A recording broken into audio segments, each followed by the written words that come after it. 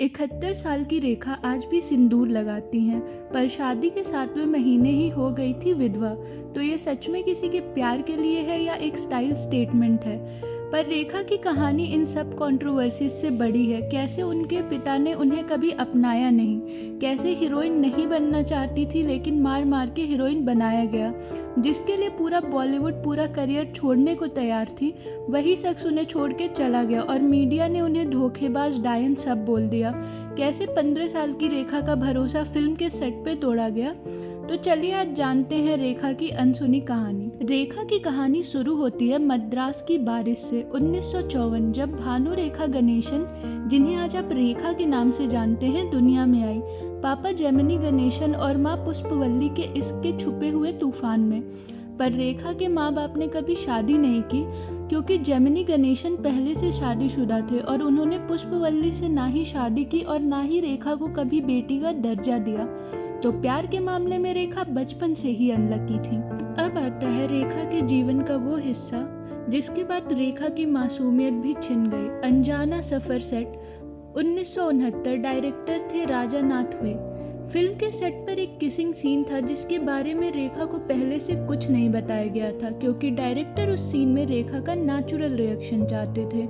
Multiple media reports के मुताबिक light dim और विश्वजीत चैटर्जी, जो 30 साल के थे, सीन में रेखा को पकड़ लेते हैं 5 लंबे मिनट के लिए। टाइम जैसे रुक गया हो, क्रू हंस रहा था, तालियां बजा रहा था, डायरेक्टर भी खुश थे कि परफेक्ट शॉट मिल गया। लेकिन रेखा 15 साल की मासूम बच्ची, उसकी आंसू बहते ही जा रहे थे, दिल टूट रहा था और चेहरे पे शॉक्ड रिएक्शन था। इस इंसिडेंट के बारे में रेखा बात करते हुए बताती हैं कि उन्हें ठगा सा महसूस होता। 1970 में सावन भादो से पहली बड़ी हिट दी रेखा ने, पर शूटिंग के वक्त सेट पे उनका मजाक बनाया जाता था क्योंकि उन्हें हिंदी बोलने नहीं आता।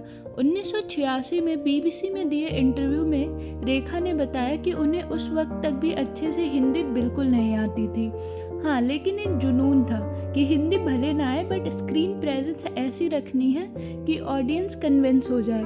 अमिताभ चैप्टर, वो लव ट्रायंगल अफेयर और एक सवाल जिसका जवाब सब ढूंढ रहे हैं। अमिताभ रेखा का सिलसिला 2 अनजाने से 1976 में शुरू हुआ और 1981 में सिलसिला से इस लव ट्रायंगल को और आग मिल गई। और यश चोपड़ा का ये स्टेटमेंट कि रेखा ड्रीम है और जया रियलिटी, पर सपने कभी पूरे नहीं होते। और नीतू और ऋषु कपूर की शादी में रेखा का वो स्टाइलिश लुक और मांग में सिंदूर, इस पे मीडिया स्पेकुलेशन की जया से अमिताभ को चुरा लिया रेखा ने।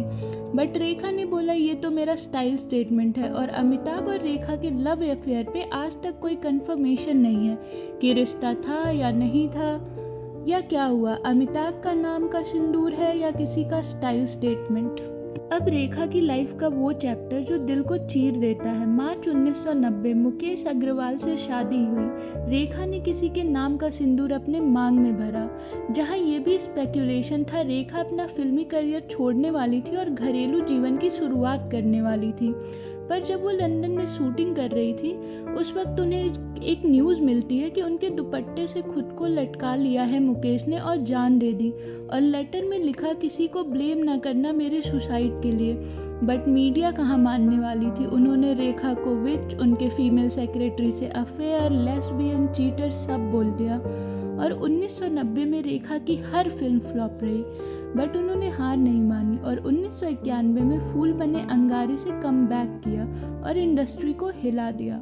मेरे हिसाब से रेखा की सबसे बड़ी जीत स्टार बनना नहीं था, टूट के बिखर के भी खुद को संवारना था। और मेरे लिए उनकी लाइफ से ये सिंपल लेसन है, जब दुनिया तुम्हारी कहानी लिखने लगे ना, खामोशी से अपनी स्क्रिप्ट पलट दो। अब तुम बताओ, तुम क्या चूज करते, सब कुछ क्लियर कर देना या रेखा के जैसे साइलेंट रहना।